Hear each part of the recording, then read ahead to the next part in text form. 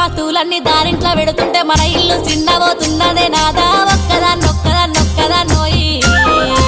ఒక్కదాన్ని ఉండలేను అరుగు మీద వండలేను చక్కగా మన ఇల్లు దొక్కోయి